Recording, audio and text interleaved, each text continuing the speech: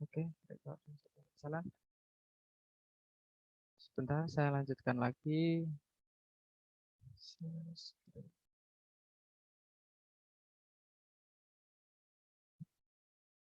Oke, lanjut. Yang selanjutnya yang menjadi basic atau karakter siswa juga ada status sosial. Peserta didik bervariasi dari status ekonomi dan sosialnya. Mereka menyatu jadi satu. Kalau ini semua guru saya yakin mengalami karena tidak semua siswa memiliki status sosial yang sama, terutama background orang tuanya. Guru harus bersikap adil, perbedaan ini hendaknya tidak menjadi penghambat dalam melaksanakan proses pembelajaran. Artinya status sosial ini bisa menjadi jarak antar siswa. Biasanya ngegrup sendiri antara siswa yang notabene memiliki status yang tinggi dengan status yang rendah. Maka dari itu guru harus bisa mensetarakan. Jadi status sosial itu tidak bisa menjadi penghambat. Kemudian yang selanjutnya ada minat. Menurut Harlock tahun 90 halaman 114 menyatakan bahwa minat merupakan sumber motivasi yang mendorong seseorang untuk melakukan kegiatan yang dipilihnya. Indikator minat itu banyak sekali, di situ meliputi perasaan senang, ketertarikan peserta didik, perhatian dalam belajar, keterlibatan siswa dalam kegiatan pembelajaran, manfaat dan fungsi mata pelajaran. Implikasinya proses pembelajaran terutama menghadapi tantangan abad 21, pendidik akan menerapkan berbagai model pembelajaran yang menyenangkan atau enjoyable, menantang dan inovatif, menyampaikan tujuan manfaat mempelajari suatu pelajaran serta menggunakan beragam media pembelajaran. Nah, di hari Jumat kemarin kita semua sudah mungkin dari banyak Bapak Ibu di sini mengikuti pembelajaran abad 21 itu ditekankan bahwa pembelajaran sekarang itu kita tidak bisa hanya saja sekedar memberi materi, rumus ini bahasa Inggris, tensesnya seperti ini. Tapi siswa diarahkan untuk mencari informasi sendiri, mencari tantangan sendiri sesuai dengan minat dan bakatnya masing-masing. Mungkin nanti bisa kita bahas lebih lanjut. Yang selanjutnya ada perkembangan kognitif. Tahap-tahap perkembangan kognitif intelektual peserta didik juga mempengaruhi guru dalam memilih atau menggunakan model atau media pembelajaran. 0 sampai 2 tahun sensori motorik artinya yang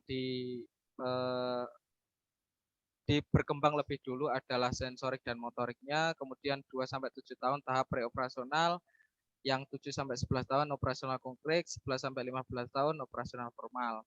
Perkembangan intelektual terjadi melalui tahap-tahap beruntun yang selalu dengan urutan yang sama pada setiap manusia. Jadi bisa dikatakan misal kita mengajar MTS atau MA, itu perkembangan kognitifnya hampir sama, proses perkembangannya sama. Akan tetapi pencapaian kognitifnya itu akan berbeda satu dengan yang lain. Jadi secara perkembangan kognitif mereka dalam satu fase yang sama. Akan tetapi setiap anak itu memiliki tingkat terutama memiliki tingkat pencapaian kognitif yang berbeda-beda. Yang selanjutnya ada kemampuan awal. Suaranya yang feedback di mute dulu, minta tolong. Sudah? Oke. Kemampuan awal ini pengetahuan awal atau entry behavior menurut Ali merupakan keadaan pengetahuan keterampilan yang harus dimiliki terlebih dahulu oleh peserta didik sebelum mempelajari pengetahuan atau keterampilan baru. Misal siswa mempelajari perkalian harus terlebih dulu paham penambahan. Jadi guru harus bisa dan memahami kemampuan awal setiap siswanya masing-masing. Nah, ini yang sulit. Cara untuk mengetahui kemampuan awal peserta didik dapat dilakukan melalui tes atau pretest yang biasa kita lakukan, teknis awal, non teknis, atau seperti wawancara. Tapi kalau saya sendiri lebih ke teknis yang wawancara, dikarenakan kita bisa ngobrol dengan siswa, mungkin kalau siswa saya sedikit ya, jadi saya bisa ngobrol dan tahu background siswa masing-masing, pengetahuan awalnya satu persatu. Mungkin yang siswanya banyak, itu bisa menggunakan pretest. Makanya di kurikulum yang lalu, itu kan pasti ada pretest di awal atau lempar pertanyaan untuk mengetahui sejauh mana pengetahuan awal siswa. Kemudian gaya belajar ini cara atau yang cenderung dipilih oleh siswa. Saya yakin masing-masing siswa memiliki cara atau gaya belajarnya masing-masing. Dan di sini sudah ada di list peserta didik ada visual learner, auditory learners, kinesthetic learners. Bahasa Inggrisnya peserta didik visual itu mudah melihat pembelajaran dengan melihat. Untuk auditory seperti kita tahu dia suka lebih mendengarkan. Kelemahannya yang auditory adalah ya pasti banyak bicara kayak saya, tidak bisa belajar dalam suasana ribut atau berisik karena otaknya akan stres ketika mendengar ribut yang masuk bukan informasi tapi berisiknya.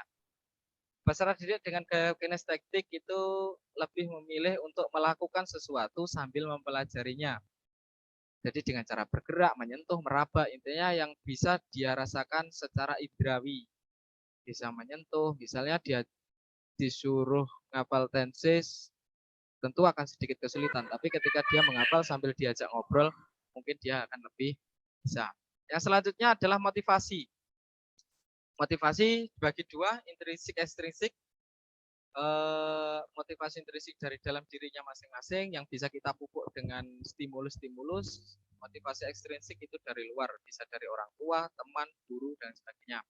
Tingkat motivasi siswa dalam belajar bisa terlihat tiga hal: kualitas keterlibatannya, apakah siswa aktif atau tidak dalam kelas, perasaan dan keterlibatan afektif peserta didik, serta upaya peserta didik untuk senantiasa menjaga atau memelihara motivasi yang dimiliki.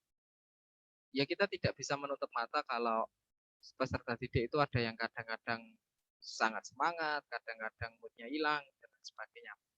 Yang selanjutnya ada perkembangan emosi.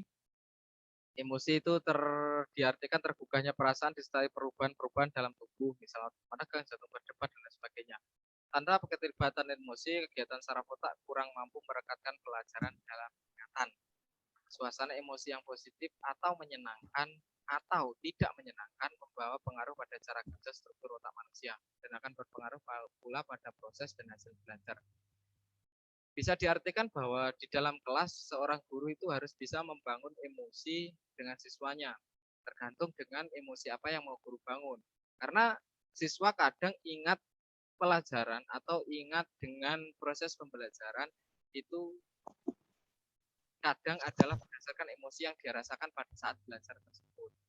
Ketika pembelajaran itu menyenangkan, saya yakin dia akan lebih mudah mengingat apa yang sedang dia pelajari. Kemudian untuk perkembangan sosial, kemampuan anak untuk berinteraksi dengan lingkungannya, memahami lingkungan, dan mempengaruhinya dalam berperilaku baik kepada dirinya sendiri maupun orang lain.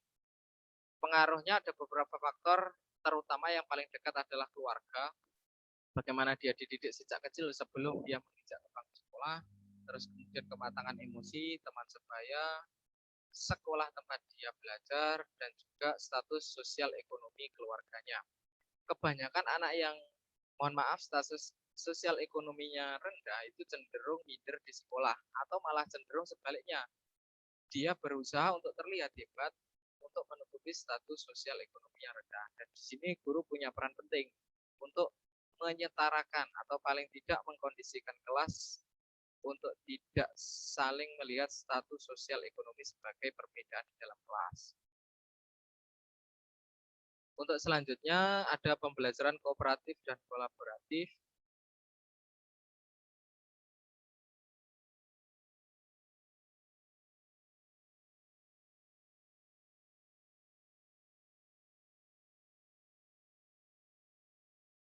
Di situ ada tahap prekonvensional 6-10 tahun, tahap postkonvensional nanti bisa kita bahas lebih lanjut sambil berdiskusi karena saya juga belum terlalu paham untuk materi ini. Kemudian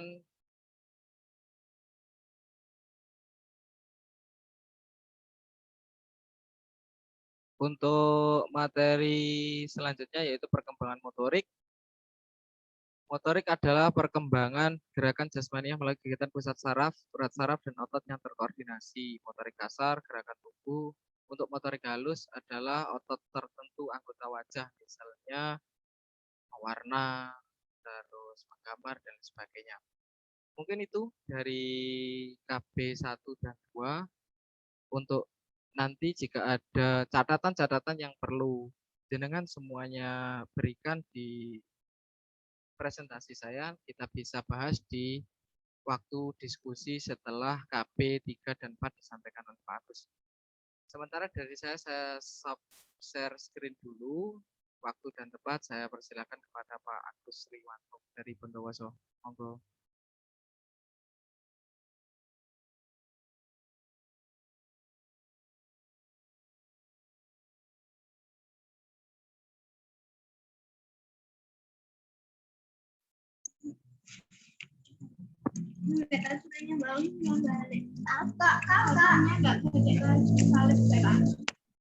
Pak Agus, monggo.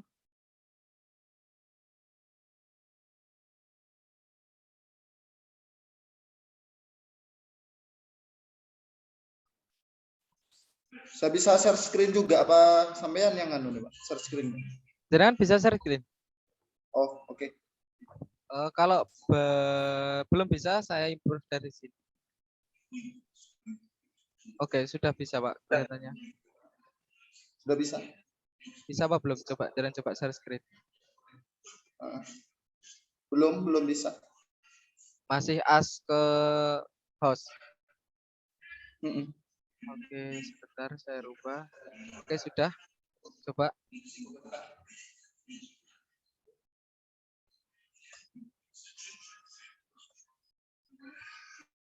Sudah?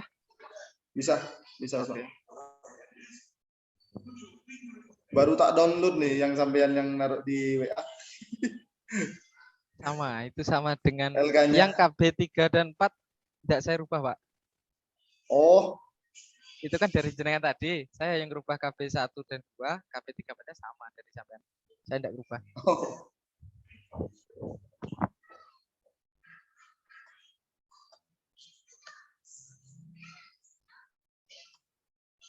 Well, bismillahirrahmanirrahim. Bismillahirrahmanirrahim. Assalamualaikum warahmatullahi wabarakatuh. Asyhadu an la ilaha illallah wa asyhadu anna Muhammadar Rasulullah sallallahu alaihi wasallam. Baiklah, setelah barusan dari KB1 dan KB2, sekarang KB3. KB3 itu tentang teori belajar dan implikasi dalam pembelajaran. Jadi di sini ada empat teori belajar yang akan kita bahas dan kemudian implikasi dalam pembelajaran. Yang pertama itu adalah teori belajar behavioristik. Teori belajar behavioristik dikenal juga dengan teori. Pak Agus, bentar, screen-nya, filenya belum terbuka kayaknya. Oh, belum. Sepertinya. Coba yang lain udah bisa dilihat. Masih lihat ini filenya yang LK1-nya belum terbuka kayaknya. Iya, saya masih lihat Windows Explorer. Wah, iya tak?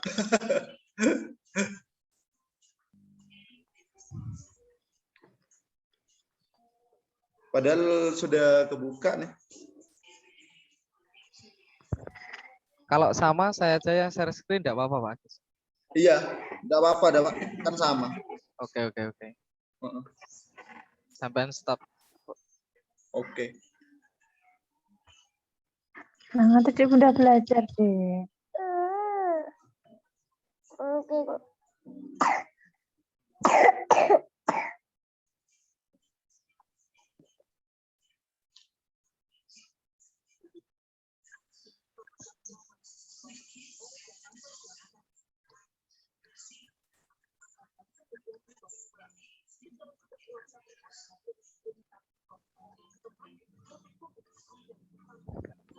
Cek, sudah kelihatan nggih, teman-teman?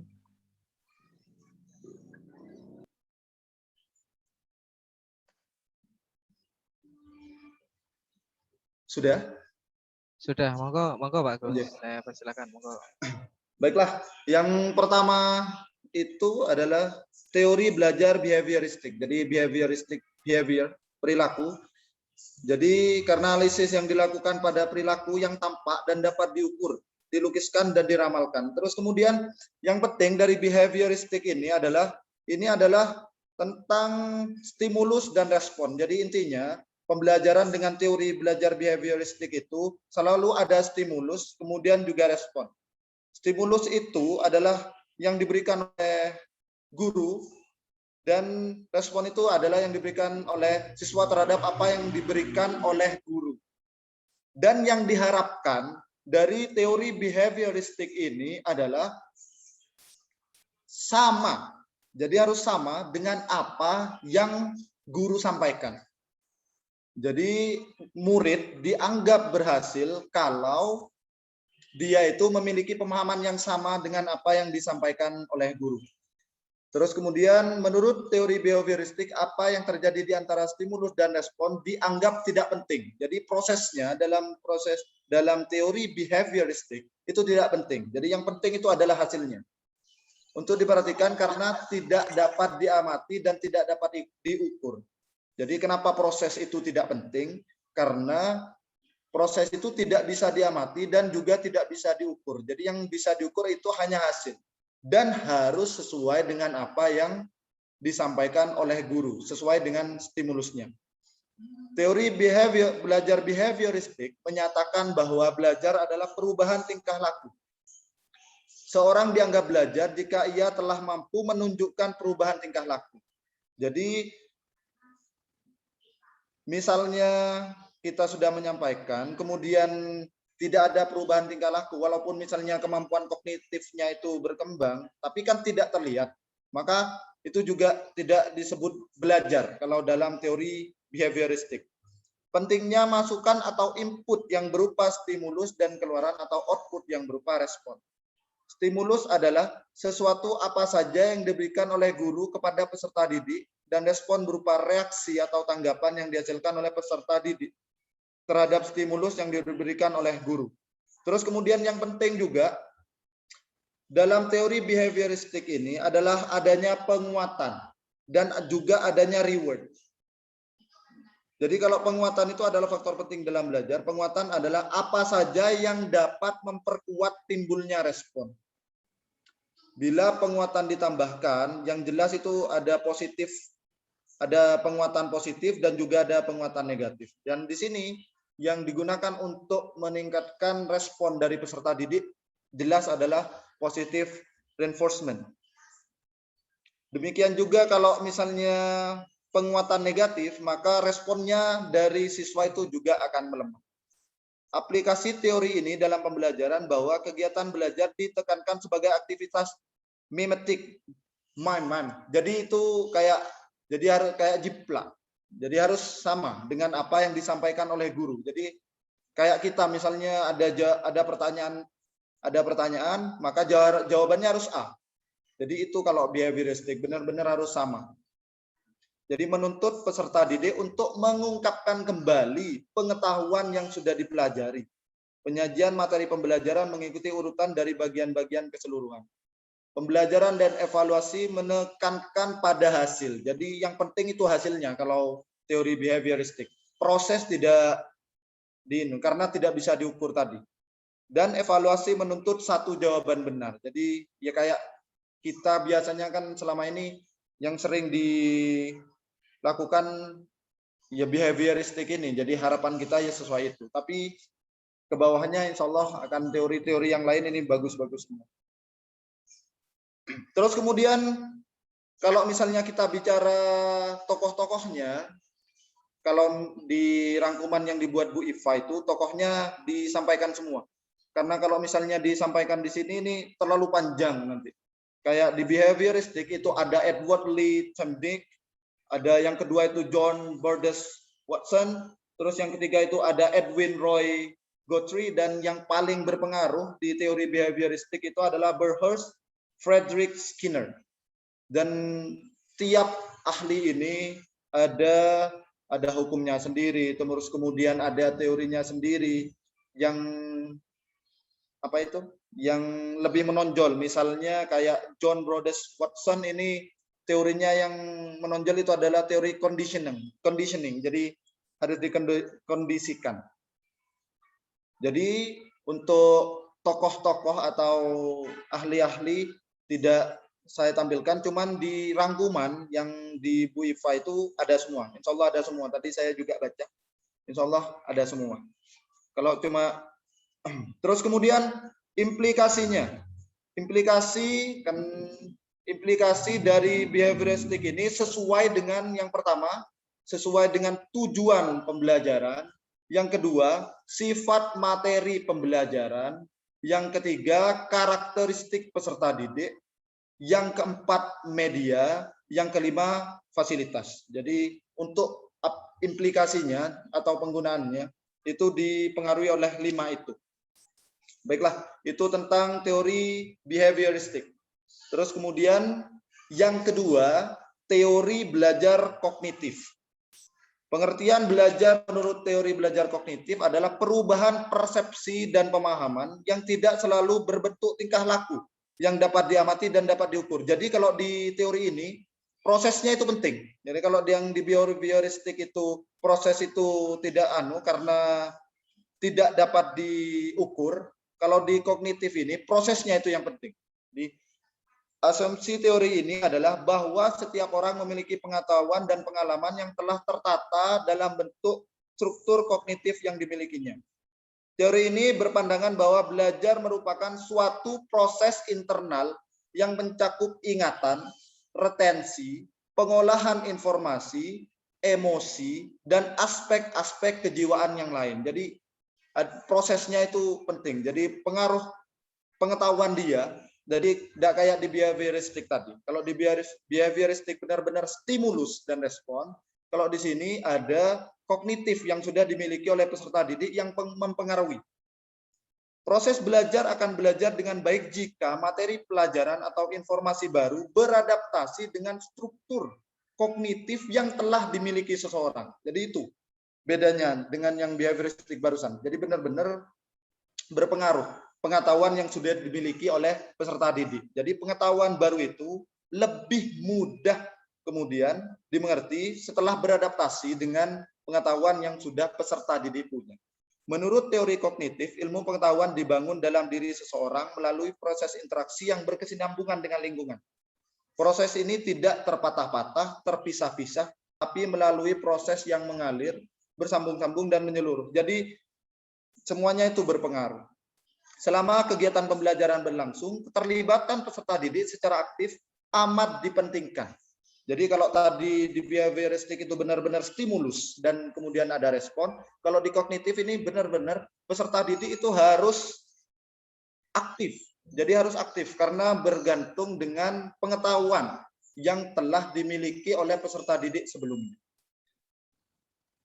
Jadi untuk menarik minat dan meningkatkan retensi belajar perlu mengkaitkan pengetahuan baru dengan struktur kognitif yang telah dimiliki peserta didik. Jadi itu caranya. Jadi biar siswanya itu mudah atau lebih mudah memahami pembelajaran yang diberikan, maka harus dikaitkan dengan pembelajaran atau pengetahuan yang sudah dikuasai oleh siswa. Materi pelajaran disusun dengan menggunakan pola atau logika tertentu dari sederhana ke kompleks. Jadi harus dikaitkan dulu, jadi harus sederhana dulu, kemudian ditata menjadi pengetahuan yang utuh, pengetahuan baru itu, jadi lebih mudah untuk dikuasai. Perbedaan individual pada diri peserta didik perlu diperhatikan, karena faktor ini sangat mempengaruhi keberhasilan belajar peserta didik. Tentu, karena tingkat kognitif atau pengetahuan dari peserta didik itu berbeda-beda. Jadi kita harus benar-benar mengenali perbedaan individual dari peserta didik kita seperti yang sudah disampaikan di KB2 barusan. Baiklah, itu tentang teori kognitif. Kalau kita bicara tentang ahlinya, insya Allah di rangkuman yang Bu Iva juga sudah buat itu juga sudah ada ahli-ahli di sana yang menggunakan teori kognitif. Ada Jen Piaget, terus kemudian Jeremy Bernner, terus kemudian ada David Ausubel. Jadi untuk ditaruh di sini terlalu panjang kemudian. Untuk mungkin dan yang dirangkum oleh Bu Iva itu benar-benar sudah poin dari setiap ahlinya itu. Jadi mungkin teman-teman bisa membaca kembali tentang ahli-ahli yang membahas itu. Terus yang ketiga, teori belajar konstruktivistik. Jadi konstruktif. Jadi this is construct. Teori belajar konstruktivistik memahami belajar sebagai proses pembentukan atau konstruksi pengetahuan oleh peserta didik itu sendiri. Dengan kata lain, karena pembentukan pengetahuan adalah peserta didik itu sendiri, maka peserta didik harus aktif selama kegiatan pembelajaran. Jadi, hampir mirip dengan kognitif. Jadi, peserta didiknya harus aktif. Aktif berpikir juga, menyusun konsep, dan memberi makna tentang hal-hal yang sedang dipelajari. Tetapi yang paling menentukan terwujudnya gejala belajar adalah niat belajar peserta didik itu sendiri. Jadi kalau yang kognitif itu kemudian kita hubungkan dengan pengetahuan yang sudah dimiliki oleh peserta didik sebelumnya, terus kemudian yang ini juga ditambahi oleh niat dari peserta didik itu sendiri karena ini bersifat konstruktif. Dan yang paling penting itu adalah peserta didiknya harus memiliki niat yang besar untuk belajar. Ciri-ciri belajar konstruktif, yang pertama orientasi, penjelasannya bisa Bapak dan Ibu baca sendiri, ada elitasi juga, ada restrukturisasi ide, terus kemudian ada penggunaan ide baru dalam setiap situasi, dan yang terakhir ada review. Terus kemudian pandangan konstruktivistik yang mengungkapkan bahwa belajar merupakan usaha pemberian makna oleh peserta didik kepada pengalaman melalui asimilasi dan akomodasi yang menuju pada pembentukan struktur kognitifnya, memungkinkan mengarah kepada tujuan tersebut.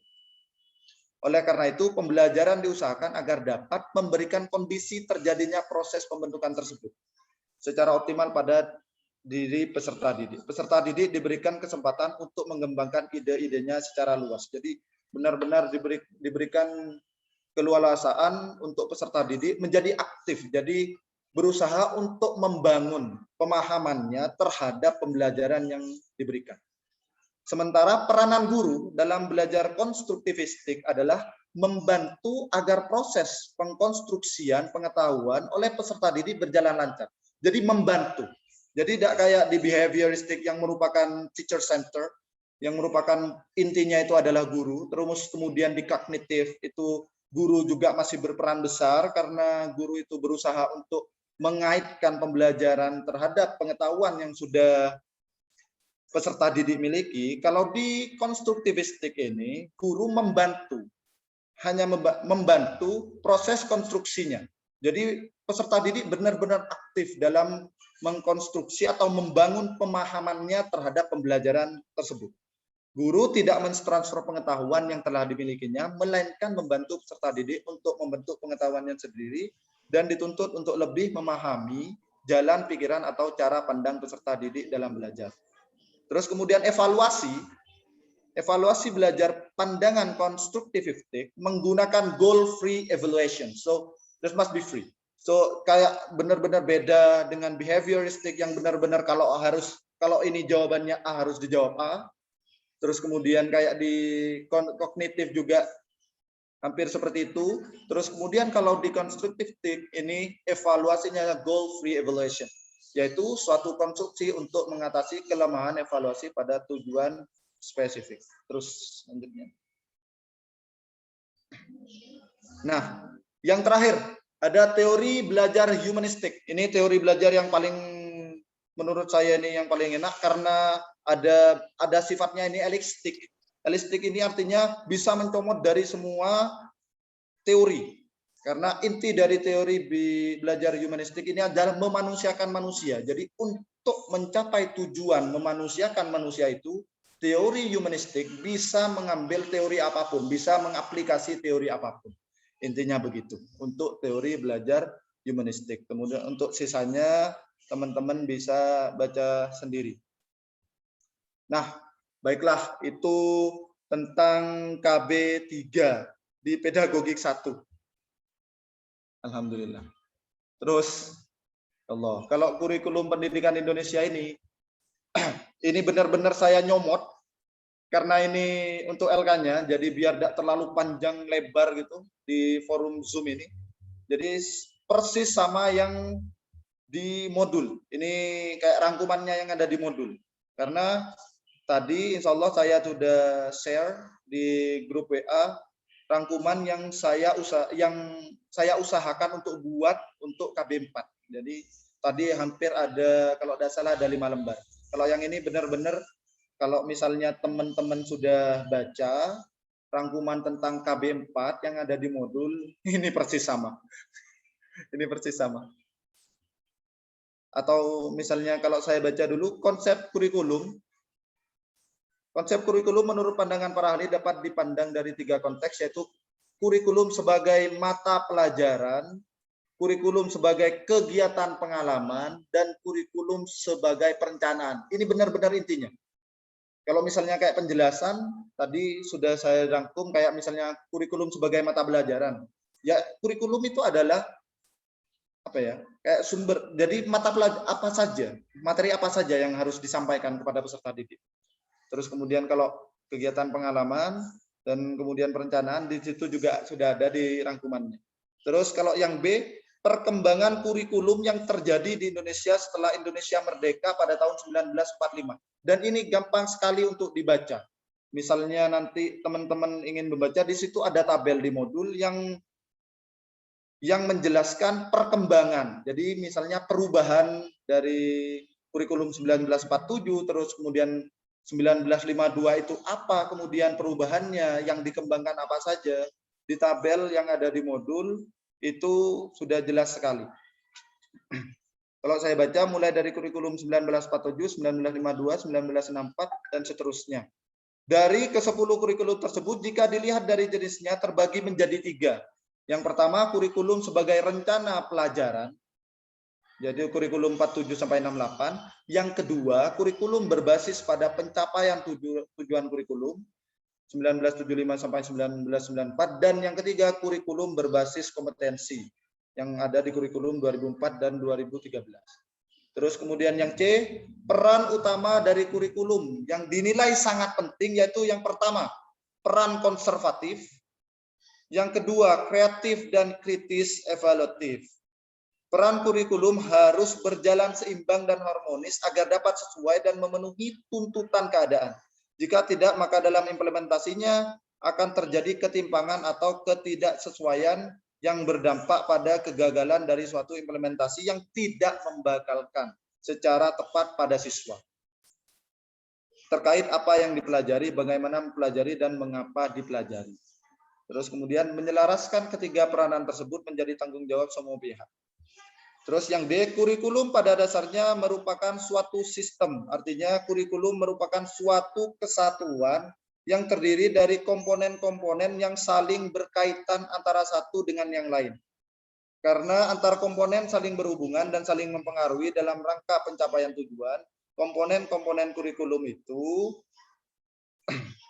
diistilahkan seperti yang itu, komponen tujuan, isi, aktivitas belajar, evaluasi, yang digambarkan sebagai suatu keterpaduan. Jadi itu harus sama.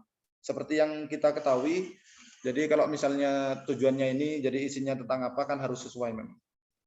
Terus yang terakhir, tantangan kurikulum yang harus dihadapi di era masa depan adalah bonus demografi. Oh, sorry. Yang di sini ada 2 poin sebenarnya.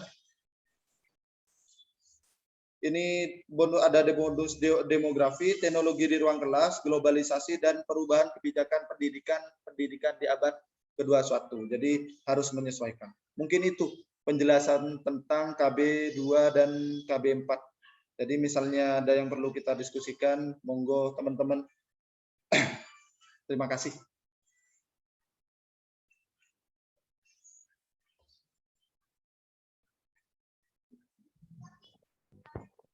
Oke, terima kasih kepada Pak Agus Triwanto untuk materinya. Tampaknya tambah pusing ini. Beneran Pak, karena kalau misalnya ini kan seperti yang Bu Iva lakukan itu dari sekian ratus, sekitar 100 berapa itu halaman, jadi tinggal yang Bu Iva itu berapa ya, 13 halaman. Terus yang tadi saya bikin KB4 itu ada kayaknya 5. Insya Allah itu kalau dibaca dengan saksama, insya Allah ini Pak baik. Kalau misalnya kita harus sampaikan semuanya, ini bisa lama ini Pak Zoom ini. Oke. Karena kan setidaknya 20 lembar sambil tiduran kan bisa masih dibaca. Kemudian untuk selanjutnya, ini waktunya kita diskusi bareng. Bagi yang ingin menyampaikan pendapat, bertanya, atau apapun, kita persilahkan. Silahkan di audionya. Sebelumnya saya mohon maaf karena video saya matikan. Karena saya merokok ini. Nanti dolar kuning. Jadi videonya saya matikan. Bagi teman-teman yang lain, silahkan bagi yang mau mengajukan pendapat, mungkin bertanya, mari kita meriahkan diskusi malam ini. Mungkin ada beberapa hal lain nanti setelah ini selesai di luar materi pedagogik yang perlu kita bahas untuk kesuksesan kita bersama di BPG kali ini. Waktu dan tempat saya persilahkan. Monggo.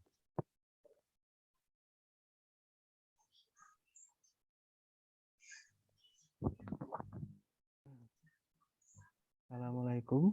Waalaikumsalam warahmatullahi wabarakatuh. Buatan sifatnya tidak bertanya dan tidak memberikan pertanyaan kaitan dengan penjelasan yang tadi sudah sangat jelas. Cuma sedikit ada menambahkan sedikit kaitan dari landasan pendidikan tadi. Mas Mustafa bisa di-share screen lagi. Kok ada yang sedikit mengganjal tadi kaitan dengan landasan.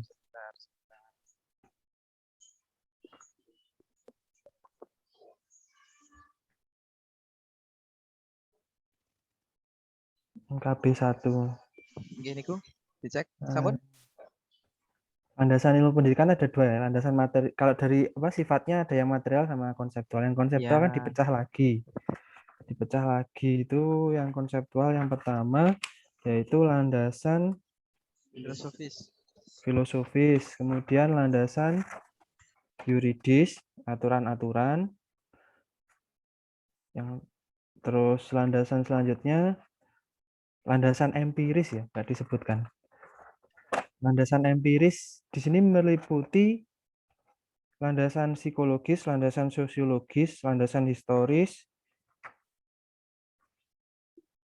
dan yang terakhir, ya Allah, catatan kunci. Ya, landasan empiris meliputi landasan psikologis, terus landasan sosiologis, terus landasan historis, terus yang terakhir baru landasan religi atau agama. Ya cuma menambahkan itu. Kalau landasan psikologis itu dalam pendidikan adalah asumsi-asumsi yang bersumber dari studi ilmiah tentang kehidupan dan sebagainya. Itu di modul sudah dijelaskan sangat terperinci sebenarnya. Terus landasan sosiologis itu bersumber pada norma kehidupan masyarakat yang dianut oleh suatu bangsa. Jadi sehingga terciptakan nilai-nilai sosial yang dalam perkembangannya menjadi norma-norma sosial yang mengikat kehidupan bermasyarakat dan harus dipatuhi oleh masing-masing anggota masyarakat. Landasan sosiologis pendidikan di Indonesia menganut paham integralistik yang bersumber dari norma kehidupan masyarakat. Itu yang landasan sosiologis. Yang terakhir landasan historis itu sudah disebutkan di situ.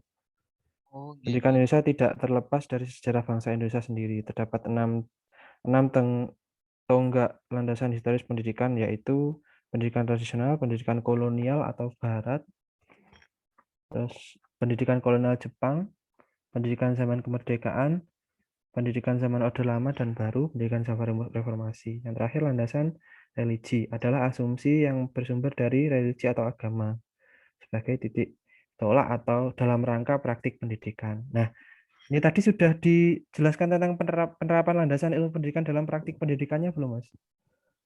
Belum, Mas. Yang saya belum sempat ngeresum ataupun mempelajari bagian yang implikasinya ya, implikasi landasan ilmu pendidikan dalam proses Untuk penerapannya. Ya, untuk implikasinya saya belum sempat, makanya tidak saya sertakan di LK gitu. Saya ada yang ya, tempat saya memancing ini tadi.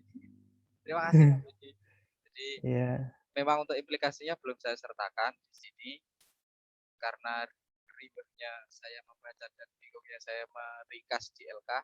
Nanti teman-teman yang sudah disampaikan oleh Sidi itu tadi di bagian landasan, terus kemudian implikasinya mungkin saya nanti bisa bukakan bisa saya share screen dari modulnya langsung, terus kita bahas bareng-bareng. Ngoten Mas Sidi. Ya, penerapan landasan ilmu pendidikan dalam praktek pendidikan itu yang belum tadi.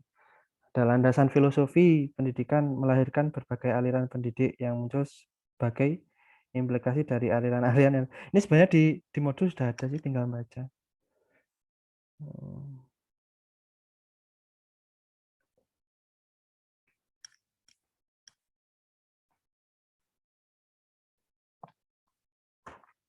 Monggo yang lainnya, Pak.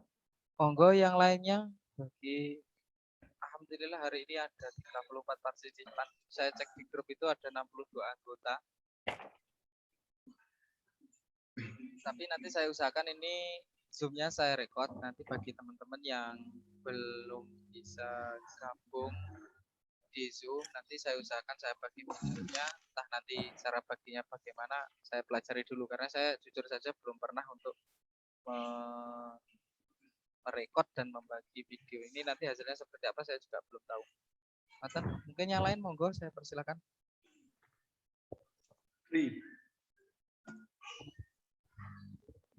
Bu Iva dari tadi kok anteng-anteng saja.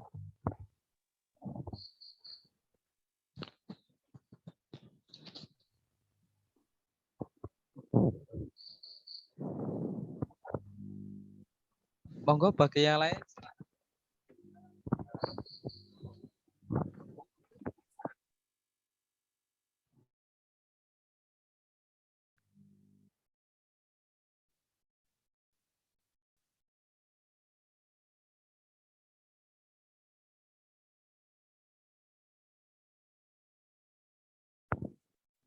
Ini diam semua ini paham semua atau gimana ini?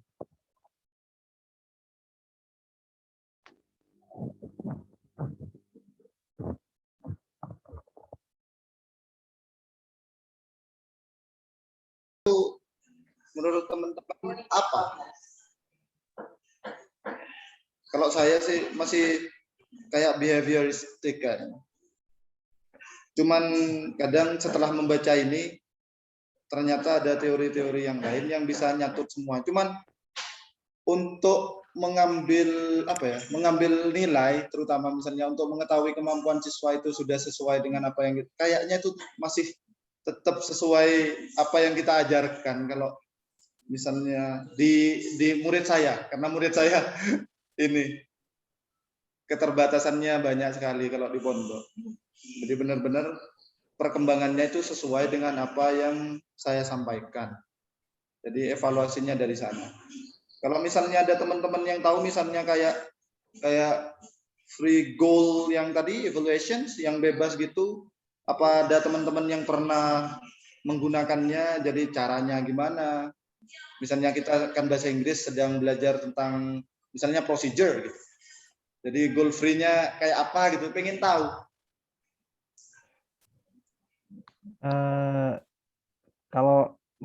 Kalau perkembangan zaman, kalau menurut saya pribadi, kalau menurut perkembangan zaman, penggunaan teori belajar itu harus disesuaikan lagi dengan tujuan pembelajarannya. Kalau sekarang kan bahasa Inggris nggak terpaku sama ujian nasional. Kalau saya tuh sudah, kalau saya pribadi, kalau tujuan pembelajaran saya sudah maksudnya tidak terpaku lagi dengan ujian nasional.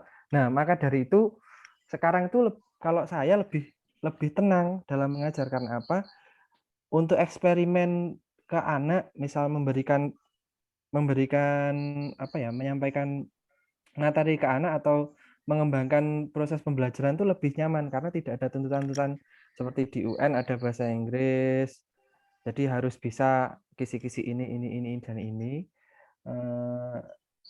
Jadi karena perkembangan sekarang lebih ke praktikal, jadi diajarin conversation. Kalau saya anak MTS itu lebih ya udah diajarin conversation. Tujuannya minimal lulus kelas 9 MA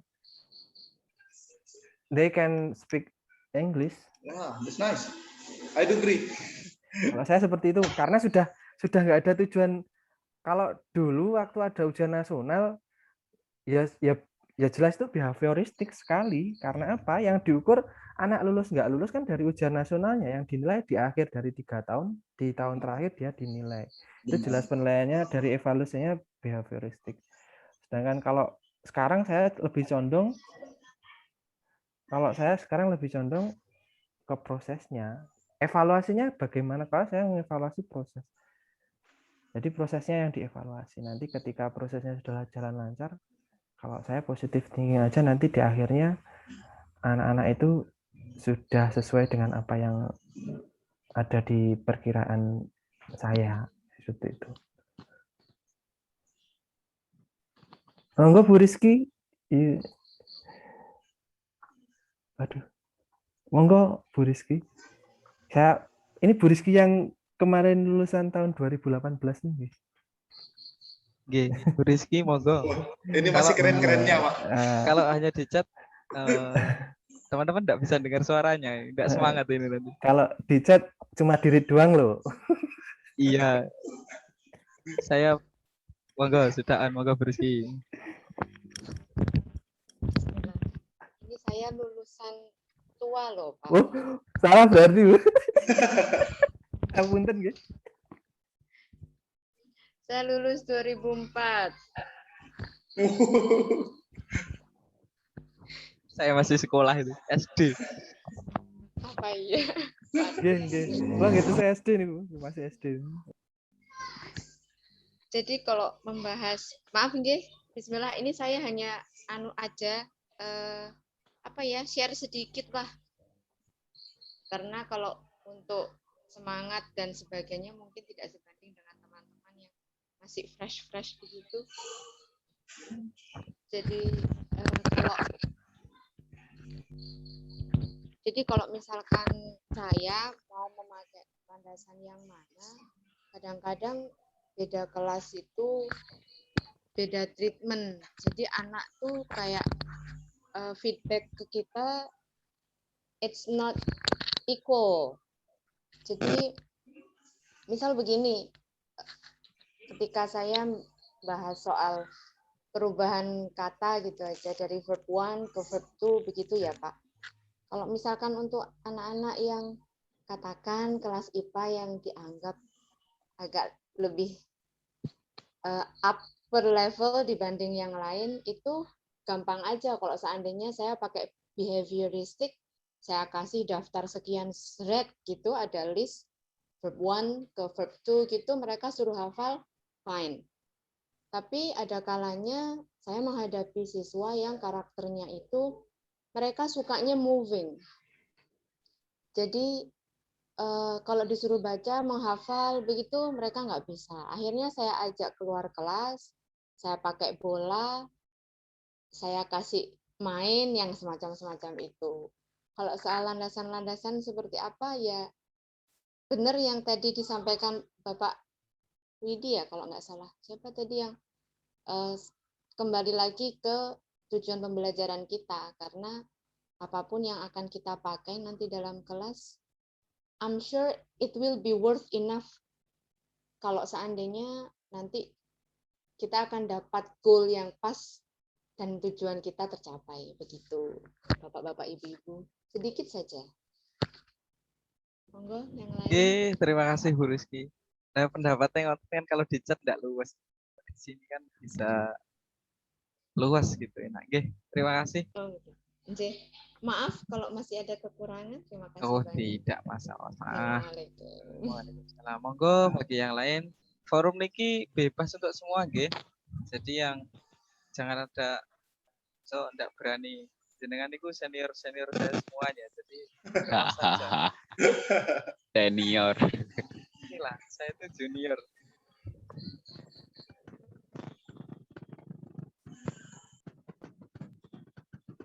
Monggo, bagi yang lain silahkan. Nggih, kula Pak. Monggo, Bapak Iwan Fauzi. Nggih, matur nuwun Bapak Ibu. Terima kasih atas penjelasannya dari dua presenter tadi. Di sini saya punya unek-unek yang kaitannya dengan karakteristik peserta didik. Seperti yang tadi sudah diutarakan di penjelasan tadi, bahwa pertama-tama kita sebagai guru harus bisa memahami karakteristik dari para peserta didik kita. Yang mana karakteristik peserta didik itu kan banyak sekali ragamnya. Yang harus kita pahami dulu sebelum kita menentukan metode atau teori apa yang akan kita gunakan di kelas. Yang ingin saya tanyakan dan mohon teman-teman mau sharing pengalamannya di lapangan, bagaimana kita mengetahui macam-macam karakter dari peserta didik kita. Anggap sajalah kita punya satu kelas saja, satu kelas misalnya jumlah siswanya 30. Bagaimana kita mengetahui dan butuh waktu berapa lama kita tahu istilahnya untuk scanning etnik, kultural, status sosial, minat, dan lain-lain dari peserta didik kita di dalam kelas itu. Satu. Yang kedua, selain memahami aspek-aspek tersebut, kan salah satu aspek tadi kan juga ada gaya belajar. Setiap siswa tentunya memiliki karakteristik gaya belajar sendiri-sendiri. Jadi ada visual learners, auditory learners, dan kinesthetic learners.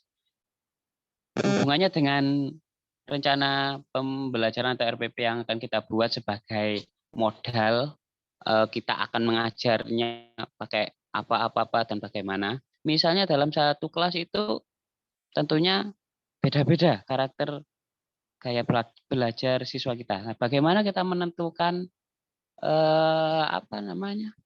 metode pembelajaran yang pas dengan berbagai macam siswa yang gaya belajarnya juga macam-macam itu. Contohlah satu, misal kita ingin mengajar simple present tense misalnya. Nah, bagaimana kita menyesuaikan apakah sekali pembelajaran itu kita menggunakan berbagai metode yang berbeda-beda menyesuaikan dengan gaya belajar anak-anak yang beda-beda juga, atau kita pukul rata dengan satu metode yang sama untuk dipakai anak-anak. Nah, bisa dipahami insya Allah.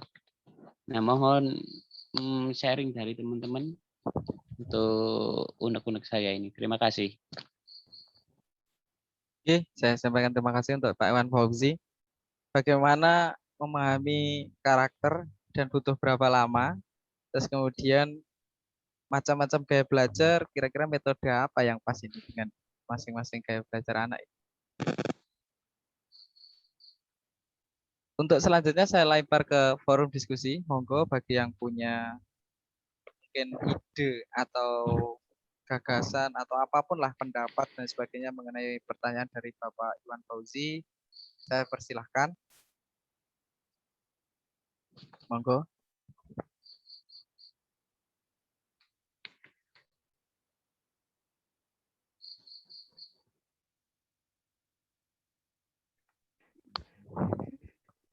Tidak ada.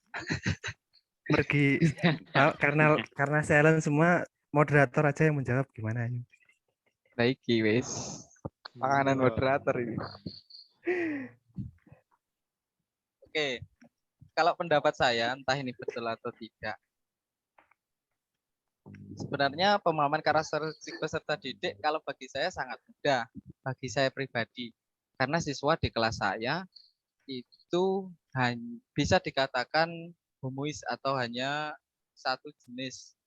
Hanya beberapa siswa saja yang memiliki perbedaan karakter dan status sosial yang sedikit jomplang. Kalau di tempat saya yang paling berpengaruh itu justru status sosialnya. Karena siswa-siswa cenderung beberapa ada yang ngegeng sesuai dengan karakter status sosial mereka masing-masing. Kalau untuk pemahamannya ya kita sering komunikasi dengan siswanya. Mungkin diajak ngobrol di luar kelas, terus kemudian kita mencari informasi. Kalau peserta didik saya kan tidak banyak, satu kelas itu hanya sekitar 18 anak. Jadi saya bisa mencari latar belakang mereka dari lingkungan tempat mereka tinggal, terus kemudian bagaimana prestasinya di sekolah sebelum ke MTS, terus kemudian kira-kira anak ini bisa minat dan bakatnya di apa itu kalau di saya mudah sekali. Saya bahkan hafal semua nama orang tua, terus tempat tinggal, hobinya mereka itu saya hampir hafal karena jumlah siswa saya yang sangat sedikit. Terus kemudian untuk gaya belajar itu sebenarnya ada satu titik temu di mana setiap siswa itu sebenarnya menurut saya tidak saklek dia nyaman dengan satu gaya belajar. Artinya siswa yang senang belajar dengan visual pun suatu saat akan nyaman dengan auditori dan kinestetik, tergantung dengan materi pembelajaran dan juga pengkondisian dari gurunya. Nah, di chat ini ada yang menanggapi. Oke, nanti saya persilakan waktunya untuk Bu Siti Aisyah dari Tuban dan juga Ima Lutfiatul. Sebentar saya selesaikan dulu. Sehingga kita bisa menarik benang merah dari gaya belajar masing-masing siswa. Karena saya yakin siswa yang belajar dengan visual pun senang belajar dengan visual ketika dia dipaksa, bukan dipaksa, kita arahkan untuk belajar melalui auditori, misalnya materi kita memang listening, dia harus mendengarkan, tidak ada suara yang bisa dilihat, maka dia akan tetap bisa walaupun itu tidak maksimal. Artinya kita bisa menarik benang merah dari gaya belajar masing-masing anak dengan kita sesuaikan dengan materi yang akan kita ajarkan ataupun dengan metode dan tujuan pembelajaran tersebut. Mungkin dari saya cukup itu. Selanjutnya saya persilakan Bu Aisyah Tuban, ada bayi yang oke. Saya sampaikan saja di chat ini dari Bu Aisyah Tuban. Di kelas yang gaya belajar heterogen mungkin lebih mudah jika mengambil gaya belajar yang membuat siswa fokus memperhatikan gurunya. Bisa divariasi melalui brainstorming. Wah, ini sebenarnya luar biasa ini. Gak harus monoton mengambil dari sudut gaya visual, audiovisual, ataupun kinestetik, tergantung dari materinya. Itu pendapat dari Bu Siti Aisyah dari Tuban yang disampaikan melalui chat. Kemudian Bu Ima Lutfillah di sini juga komen. Monggo Bu Ima, saya persilahkan untuk bisa diskusi bareng teman-teman melalui suara indahnya.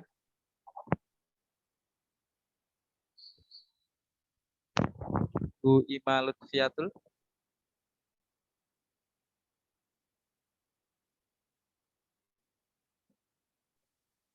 Lagi di jalan, oke. Menurut Bu Ima, ini heterogen sekali ya peserta Zoom saya kali ini. Ada yang Jalan sambil Zoom. jalan, ya. Wah, keren sekali Bu. Saya hargai effort Anda untuk tetap ikut Zoom Bu. Luar biasa dengan Keren. kredit total. Saya yang hanya duduk dan rokokan saja sedikit pusing ini. Jalan. Tetap hati-hati. Saya bacakan saja komennya. Menurut saya di awal pembelajaran kita bisa share semacam kuesioner dengan variabel pertanyaan sesuai karakteristik dari beberapa gaya belajar yang ada. Nah, mungkin dari kuesioner tersebut kita bisa mendapat data, terus kemudian bisa kita implikasikan kepada pembelajaran di kelas. Mungkin ngoten Pak Iwan Fauzi, monggo feedbacknya atau responnya. Oke, saya rasa cukup. Matur suwun teman-teman masukannya. Nanti kalau PPKM-nya sudah selesai mungkin bisa saya pribadi praktekkan masukan dari jenengan-jenengan, karena ya masalahnya itu tadi sebenarnya mencari metode yang inovatif agar anak-anak tertarik, itu sebenarnya yang menuntut guru memang harus kreatif. Ya untungnya di kemarin mungkin semuanya insya Allah banyak yang ikut webinar yang tentang pembelajaran inovatif, bahwa kita sebagai guru diberi keleluasaan untuk melakukan pembelajaran sekreatif mungkin. Nggih, matur nuwun. Oke, terima kasih. Bu Iva, monggo.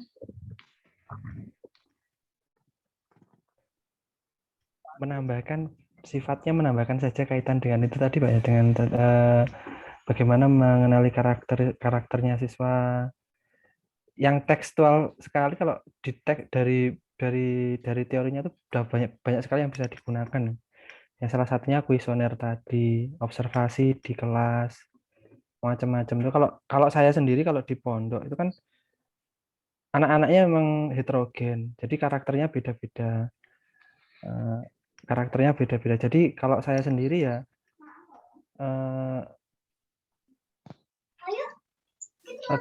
lebih condong ke wawancara, entah itu yang diwawancara pribadinya sendiri atau pribadinya sendiri atau ke saudaranya. Biasanya kalau di pondok itu adiknya di pondok, kakaknya juga di pondok. Nah itu atau tetangganya juga di pondok. Jadi dari situ itu bisa ditemui ujungnya kenapa anaknya seperti ini atau nah biasanya yang jadi apa ya? Yang jadi apa kalau enaknya kok kenapa anaknya seperti ini?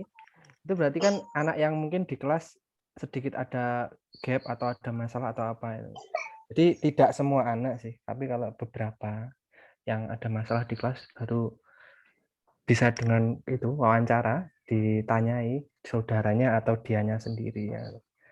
Jadi mau belajar yang seperti apa kamu kok seperti ini. Itu kalau pribadi karena menurut saya itu belajar itu kan dari anaknya sendiri tuh. Jadi kalau proses pembelajaran itu tetap based on teacher dari gurunya saja. Tergantung nanti pendekatan yang dipakai gurunya itu apa atau model pembelajaran apa yang dipakai gurunya itu tetap gurunya itu sebagai yang ngasih oh ini loh kamu nanti hari ini proses pembelajarannya seperti ini. Tapi untuk belajarnya sendiri mandiri ya anak-anak biar memilih belajarnya sendiri seperti apa. Misal anak suka audio ya nanti sebagai guru juga menyiapkan audio yang digunakan seperti ini, video yang digunakan seperti ini. Jadi anak bisa menggunakan sebagai bahan belajarnya. Kalau saya seperti itu. Contoh yang sering saya lakukan di kelas dan juga ya di rumah kalau ngelesi dan sebagainya itu saya mengenalkan ke anak-anak itu tentang peta konsep dan sebagainya. Ada grafik juga, infografik dan sebagainya saya kenalkan ke anak-anak. Nah, untuk memudahkan dia belajar dan semangat dia belajar. Nah, tergantung anaknya itu milih apa. Kalau mau milih peta konsep ya silahkan, mau milih resume yang nulis panjang juga silahkan, mau membuat alur atau sebagainya ya silakan. Kembali ke kalau belajar sendiri itu saya bebaskan ke anak. Cuman kalau proses pembelajaran di kelas ya tetap nanti saya memilihkan sesuai dengan tujuan pembelajaran. Misalnya indikator pembelajaran di waktu itu apa. Jadi supaya lebih kalau pengen ngomong ya kita gunakan cara umumnya yang paling gampang menjelaskan tentang simple present tense ya kita gunakan itu. Nanti kaitan anaknya mau belajar dengan cara apa ya biar itu kembali ke tangan mereka, biar mereka mengembangkan pengetahuan yang sudah mereka dapat menjadi pengetahuan mereka sendiri. Kalau saya cenderungnya seperti itu.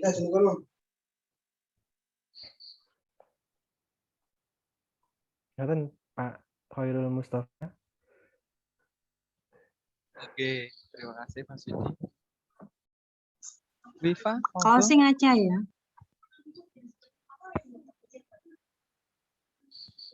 Viva sudah on G, monggo. Oke, bismillahirrahmanirrahim. Assalamualaikum warahmatullahi wabarakatuh. Tadi saya bangun tidur ya, saya lupa kalau ada mau Zoom terus. Sebentar ya. Nah, jadi gini, itu saya ngerapatnya udah lama. Saya agak lupa juga ini. Yang apa ini? Konsep dasar rasional dan landasan ilmu pendidikan itu awal-awal. Dulu yang lalu kayaknya. Saya sampai lupa ini. Tadi diingatkan yang KB4 belum, terus saya selesaikan sebentar. Jadi terima kasih ya diingatkan yang ada yang kelewat landasan apa tadi? Empirisnya tadi ada psikologis, sosiologis sama historis. Lawang saya lihat itu 198 halaman loh, suruh baca semua apa yang nggak enak apa nggak kelenger ya. Jadi ya maklum kita semua itu memiliki masalah yang sama yaitu ya enak aja kalau lihat baca segitunya. Kemarin ada yang di print, kalau saya enggak ya. Saya ngeprintah mata saya aja untuk baca ini. Jadi gini ya, kalau saya pribadi pengalaman ketika membaca seperti ini, kalau kita tuh seorang pribadi harus begini tuh saya istighfar ya. Astagfirullahaladzim, selama ini kita masih belum, saya sendiri maaf, belum begitu sesuai dengan kriteria guru ideal. Istilahnya kemarin itu saya takut kita nggak jadi guru yang baik, kemudian murid kita itu nanti menuntut di akhirat atau gimana itu. Dan istighfar itu ternyata jadi guru itu harus begini. Memang jadi guru itu harusnya dari dari panggilan hati, bukan karena salary ya. Kalau kan memang ada ya, kalau memang mau kaya ya jangan jadi guru, jadi aja pebisnis, jadi wirausahawan. Mau jadi guru itu nggak kaya, kan begitu. Mungkin apa? Nggih, niki pendapat saya. Benar Bu. Nggih. Nah, karena dari hati dituntut untuk sebegitunya profesional, jadi harus paham kayak belajar, terus kemudian teori belajar, terus tadi ada kita tahu karakteristik anak dan sebagainya. Itu ya Allah, astagfirullahaladzim, saya sendiri juga belum bisa sepertinya seperti itu. Pengalaman saya ngajar, karena saya ngajar dengan aliyah, itu kalau untuk detail, ya memang sulit ya. Bayangkan kita satu hari itu mengajar 3 atau 4 kelas, tiap tahun ganti-ganti, 13 kelas ya ini, saya ngajar 13 kelas tahun ini. Lah itu kita tiap hari harus ketemu orang beda-beda gitu ya. Apalagi nanti untuk satu bulan itu baru kita paham. Kita kadang-kadang yang sering kita lakukan adalah kita hafal mukanya, wajahnya, tapi kita nggak tahu namanya. Oh ini Ahmad ini, oh ini Anis ini, anak IPS pokoknya ini anak-anak IPA ini, oh ini anak agama ini. Belum lagi nama yang sama dan karakter yang sama itu, waduh begitu rumitnya gitu. Belum lagi kalau pertemuan pertama seperti ini, materi pertama adalah vocabulary nama-nama anak-anak itu. Itu materi, jangan materi dulu. Vocabulary nama anak-anak itu. Dan nanti teori-teori yang tadi disebutkan ada behavioristik, ada human dan sebagainya, itu tergantung sekali dengan kondisi anak, lingkungan, dan jam keberapa kita mengajar. Kalau nanti itu di bab ketiga ya, itu sudah mempengaruhi sekali, mengajar di jam pertama sampai dengan jam terakhir itu sudah beda. Neuroscience atau apa tadi, itu sudah beda ngajarnya dan teorinya atau metodenya. Juga pengalaman saya juga, kalau saya ngajar di anak IPA sama anak agama, sudah beda sekali. Anak IPA itu tak kasih metode ini, jalan. Anak agama nggak bisa. Harus saya cari metode lain dan sebagainya. Kadang-kadang pun saya menyiapkan semacam intermezzo di tengah-tengah mapel, tengah-tengah pelajaran karena mereka bosan. Karena Zoom intermezzo yang seperti ini tuh anak IPS suka, tapi anak agama nggak suka. Terus yang model ini, itu anak agama suka, anak IPA nggak suka. Jadi begitu. Dan kadang-kadang tiap tahun itu mereka juga punya karakter yang beda. Anak IPA itu cenderung begini. Kok ternyata anak IPA ini enggak ya? Nah, beda lagi. Dan nanti kalau kelas unggulan, kelas reguler sudah beda-beda lagi. Makanya tadi saya setuju dengan tujuan pembelajaran ya. Kalau pakai teori apa, pakai yang mana, itu tergantung sekali dengan kondisi anak, kondisi lingkungan, juga jam pertama atau jam terakhir kita mengajar. Terus lagi Bapak Ibu, pengalaman saya juga, setelah saya atau sebelum kita itu ada mapel apa? Kalau olahraga, nah itu udah beda lagi. Wah, habis olahraga anak itu capek, terus molor-molor dan sebagainya. Terus nanti sebelum kita ada mapel apa? Misalnya fisika. Oh, mapel ini perlu konsentrasi penuh dan sebagainya, itu mereka juga prepare dan sebagainya kalau anak IPA. Jadi berbagai aspek kalau menurut saya itu di pengalaman saya ngajar itu. Sekali lagi di sini kita memang bismillah ya, sudah terlanjur, waduh kok terlanjur ya, memilih profesi ini sebagai guru ya, kita harus benar-benar dari hati, benar-benar menguasai pedagogik ini. Karena kok teman saya tuh ada yang gini, kita malah banyak waktu untuk belajar.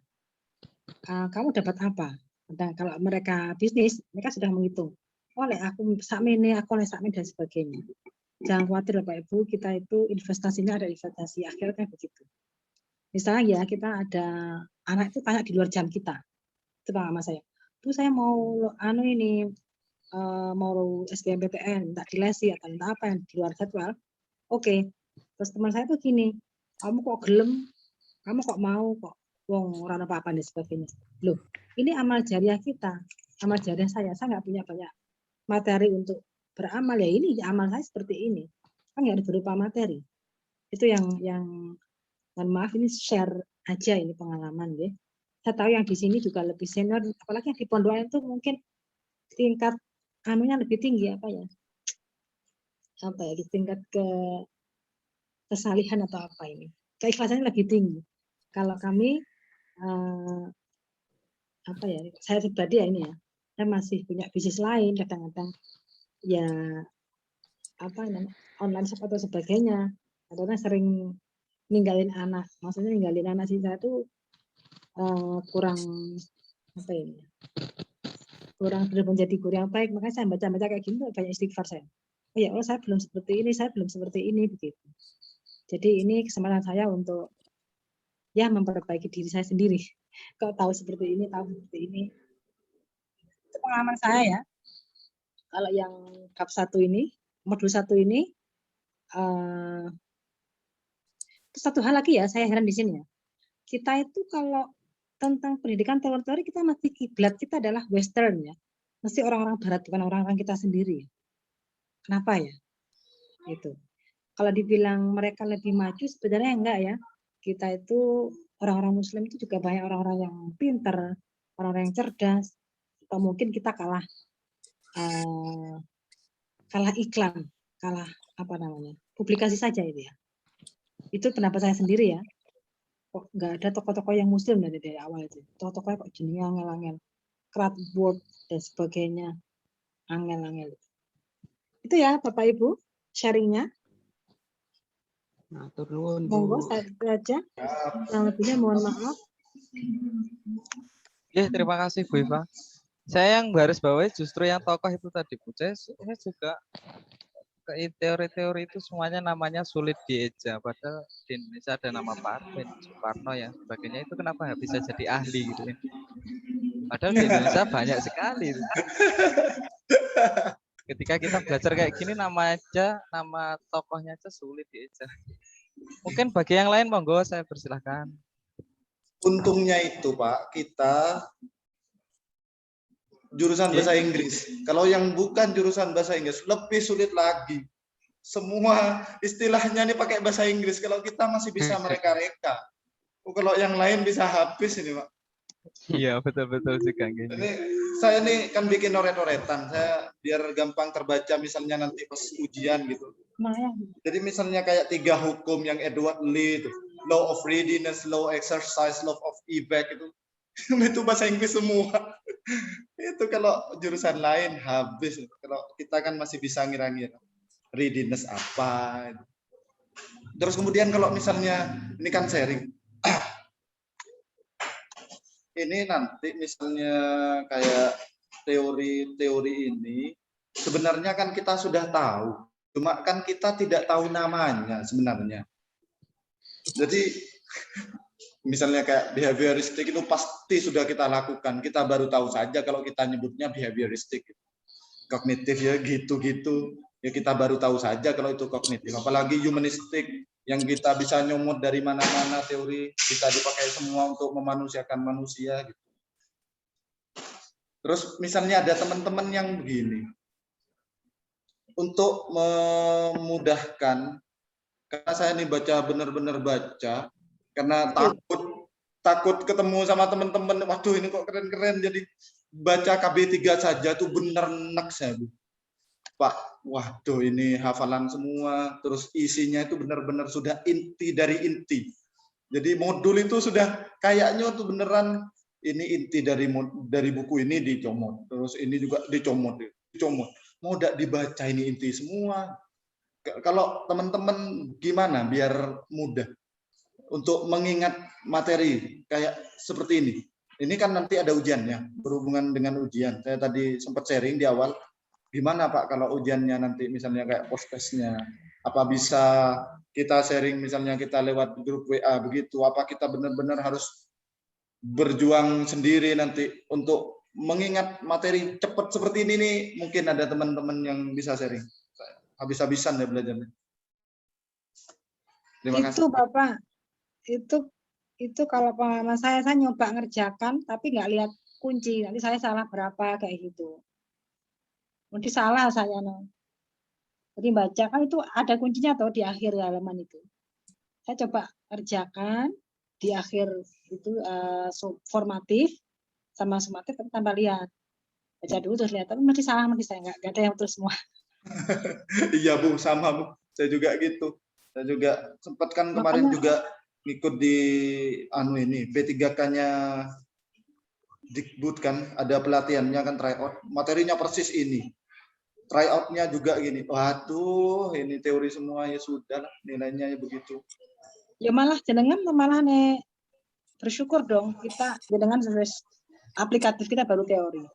Makanya saya bikin resume kayak gini juga, saya juga sambil baca. Saya nggak mungkin baca 100 sekian halaman dalam Iya, semalam. Makanya bikin rangkuman resume kayak gini. Benar. Kalau teman-teman yang lain yang pedagogik 2, 3, 4 itu insya Allah pas sudah siap ya teman-teman. Kan saya juga nunggu kayak misalnya ininya, Resume. waduh kalau suruh baca, aduh, enggak dah. Ini punya saya di sekolahan ada kayak yang bab 2 kayak. Oh iya. Besok aja dikirim. Terima kasih Bu. Alhamdulillah. Tapi enggak, ini kadang di sekolah, kadang di sini enggak masih. Saya tuh gini, saya orangnya kan mudi ya. Bab 1 belum selesai misalnya, saya pengen, kan bosen ya, enak kayak gitu. Itu saya lompat ke bab 2, cari baru, warna baru gitu. Tapi belum saya lompat lagi bab 3 atau modul 3. Saya suasana sesuai dengan apa yang kadang-kadang saya gini. Kan seharusnya kan kita itu melakukan do what you do. Saya enggak, saya sesuka hati saya. Biar enggak bosan kayak gitu. Misalnya saya belum selesai bab 1, saya pengen bab 2, 3. Ya saya bab 2, 3 lompat-lompat situ. Sesuai dengan apa? Ini mood saya. Kalau lagi nggak mood ya nggak mood, nggak mau ngerjakan. Terus lagi saya tuh nggak bisa ngerjakan kalau nggak makan makanan itu loh. Ngemit, terus sama-sama kita mau gemuk ini. pengen kurus tapi ngemil jalan terus. Tuh. Saya selalu sedia makanan keringan. Terus ini Bu, ini kan sudah mulainya kita hari Rabu apa ya? Hari Rabu Pak. Terus kayak misalnya yang pedagogik 2, 3, dan 4 teman-teman mungkin yang kebagian itu kira-kira kapan kita bisa bahas itu? Setidaknya kita punya gambaran lah sebelum ini. Dari awal kan saya sudah ngoprak-ngoprak tuh sebenarnya itu. Teman-teman hamil berapa itu. Terus saya berapa hari itu sampai saya sakit, ini udah sembuh alhamdulillah. Terus ini kemana ya, kapan lagi. Lah kalau saya ketika saya bikin summary terus ada yang kurang lagi bisa melengkapi tuh kita itu. Kayak tadi ada yang kelewat tadi berapa subbab tadi. Kadang-kadang waktu ngantuk tadi lompat ya. Itu kan juga beberapa hari saya ngerjakannya, enggak 1 hari 2 hari. Kerjakan, besok enggak lagi. Karena saya selingi. Hari ini pedagogik, besok itu ngerjakan yang profesional. Gitu terus. Iya bener Bu. Kalau pas profesional, wah seneng gitu ngerjakannya kan enak itu kan paham. Pas baca pedagogik, aduh. Kalau awal gini kan kita repot ya. Hari ini ada mat sama, terus saya kira semua ya. Terus awal-awal kelas itu kan bikin kelas di Elma, bikin di Classroom, terus bikin apalagi yang ngajarnya nggak sama kayak tahun lalu. Tahun lalu misalnya saya ngajar kelas 10, sekarang sudah kelas 11, kan harus cari materi lagi, cari belajar lagi. Kayak gitu itu yang bikin repot. Apalagi ini usupnya bikin RPP, ada BCK. Bapak Ibu ada BCK nggak? Buku catatan kinerja. Ini ada aplikasi baru juga sekolah kami. Jadi harus kayak awal itu babat alasnya itu kayak berat gitu loh. Ada aplikasi baru, ada regulasi baru. Apalagi saya harus ngajar kelas 11 ya. Dulu saya kelas 10 sampai kelas 12, sekarang kelas 12 sampai kelas 11. Kelas 11-nya yang baru tahun ini. Misalnya kelas 10 sampai kelas 12. Jadi saya di peminatannya, di sastranya. Cari buku agak sulit juga ini. Saya browsing-browsing dari tadi. Ada buku tapi mahal kalau yang buku. Akhirnya saya bikin modul sendiri, bikin summary materi untuk anak-anak. Kalau saya beli buku kan mahal. Saya kasih materi itu aja. ringkasan saya. Itu pengalamannya.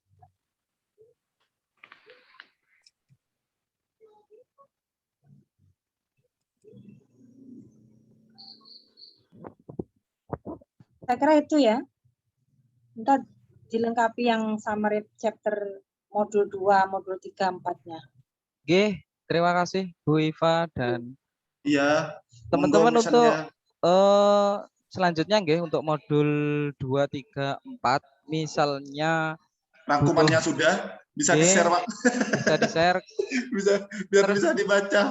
Terus ini saya menawarkan diri, misalnya nanti saya waktunya bisa, misalnya butuh host untuk Zoom, ini kan saya punya fasilitas yang bisa kita manfaatkan bersama. Ya biar jadi amal soleh madrasah saya gitu aja. Nanti saya bisa jadi host untuk Zoom berikutnya, ngoten nggih. Jadi Oh, misalnya yang nggih. modul 2, 3 pedagogik dan selanjutnya mungkin yang kesulitan untuk menjadi host Zoom atau misalnya kan kalau jadi partisipan lebih mudah karena tinggal pakai HP saja. Mungkin nanti bisa saya bantu gitu. Mumpung saya punya waktu ini Akses. hari-hari aksesnya juga lumayan. Terus hari ini kan saya harus sering malam di sekolah untuk lembur mat sama dan laporan bos RK Memis dan sebagainya. Semangat Pak. Oke. Besok aja ini di sekolah kayak file saya. Di laptop sekolah, di Oh, komputer nggih. sekolah. Nggih. Chapter Jadi 2, modul 2. modul 2 Modul nggih. 2.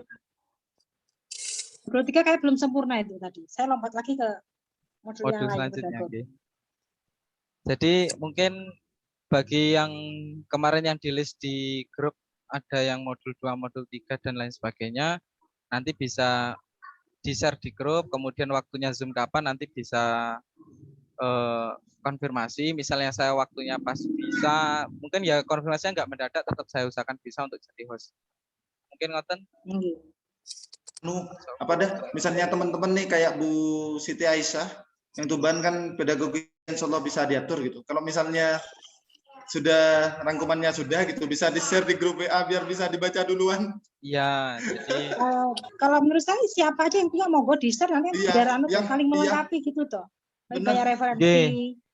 Kalau menurut saya enggak harus yang bertugas di grup di anu niku nggih, di sub niku. Mungkin itu yang nanti referensinya bisa kita bahas sambil diskusi seperti ini itu justru lebih bagus. Biar kita kayak tadi kayak biasa kan karena dibaca banyak orang kan banyak ada kurang ini kurang jadinya saya juga merasa terbantu gitu. Jadi nanti mungkin untuk mengejar waktu nggih, mungkin sebelum PPG benar-benar bermulai, kalau misalnya besok mau Zoom lagi, insya Allah saya bisa. Saya hari-hari ini di sekolahan terus. Yang sudah ready aja Bapak, nggak harus yang modul 2, modul 3, atau yang sudah ready silakan. Betul. Nggih. Jadi modul 3, ada berapa modul Budi? 4 nggih. Ada 10 modul itu totalnya. Nggih, jadi di pedagogik ada 4 modul, berarti kita masih harus membahas 3 modul pedagogik lagi nggih. Nggih. Mungkin besok nanti modul 3 besok. Nggih, monggo saya persilakan. Misal besok kita Zoom lagi untuk modul 3 atau modul 4 atau modul 2, saya persilakan nanti bisa di-share di grup materinya, modul terus kemudian itu, nanti tolong japri saya nggih untuk jadi hostnya, insya Allah saya tetap usahakan. Karakteristik peserta didik. Itu tadi kayaknya modul 3 tadi. Kayak yang Bu siapa tadi? Pembelajaran inovatif tadi. Yang STEAM, terus digital learning sama blended Bu learning. Siti Aisyah Tuban, ini chat di kolom chat. Oke, modul 3 besok saya share. Oke. Oke. Ini ada STEAM, neuroscience sama neuroscience dan kawan-kawannya. Kalau misalnya besok mau menghendaki Zoom lagi, insya Allah saya tetap siap. Karena besok saya juga, masih di sekolahan. Saya kayak rumah di sini, ngekos di sekolahan ini. Tapi nggak apa-apa, saya terbiasa untuk kos di sekolahan. Mungkin itu dari yang lain, monggo yang mau menambahkan.